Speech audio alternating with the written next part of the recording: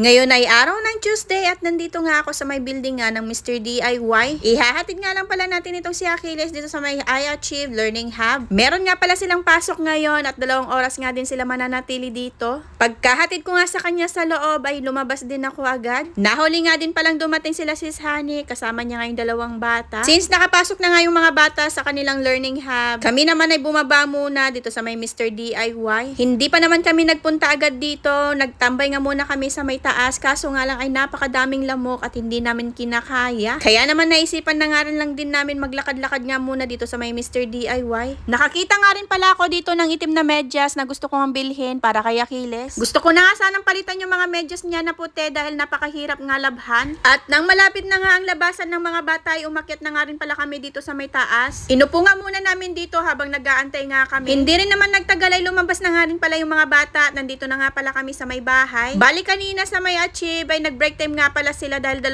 oras nga din sila nag-aral. Pero dahil hindi nga natin nadalhan si Achilles ng kanyang baon ay sabi ko na nga lang mamaya na nga lang at bibili na lang kami sa may Save More. Kaya naman nang pag-uwi nga namin ay hindi nga niya nakalimutan yung sinabi ko, kaya andito na nga kami sa may Save More ngayon. Pagkaalis nga namin sa bahay kanina ay sabi ko sa kanila ay tinapay nga lang ang bibilhin namin sa may Save More. Pagdating dito sa may Save More ay kung ano-ano na nga ang nire-request ng mga batang ito. Una nga itong si Ate Jamira, gusto daw niya ng queso mucho kaya kumuha nga ako ng 4 dyan. Pagkatapos nga niyan ay itong isa naman nakikita kong pumupulot na nga din ng kanyang chocolate. At dahil mura-mura naman ay sabi ko ilagay na nga niya dito sa may basket. Abay akala ko nga tapos na at magbabayad na nga kami pero iba na naman ang napuntahan. At nang una nga ay namimili nga itong si Ate Jamira kung anong flavor nga ng lace ang kanyang kukunin. At meron naman dito yung isa ay naglalagay na nga dito sa may basket. Abay parang mali ata yung decision ko na dalhin itong 2 batang to dito sa may Save More. Dahil kanina lang ay namimili nga lang sila ng maliliit na chichirya, ngayon ay palaki na ng palaki. So ayan at nakapili na nga itong 2 batang ito at Doritos nga itong kay Achilles, itong lace naman kay Ate Jamira. Abay napakabilis din magbago ng isip na Ate Jamira at pinalitan nga niya yung lace na itong Cheetos. Akala ko pa naman ay nakatipid nga ako dahil 1 linggo nga silang walang pasok pero 1 araw lang at bawing-bawi naman sila. At nang nakuha na nga nila ang kanilang gusto ay niyaya ko na nga sila dito sa may cashier. At dahil dito kami sa likod nagpark ay dito na nga rin din kami magbabayad sa may likod. Nagpakuha nga rin pala ako ng Spanish bread na tinapay kay Ate Jamira. Pati nga sana pandikoko kaso nga lang daw ay wala silang stock. O diba paldong-paldo na naman itong 2.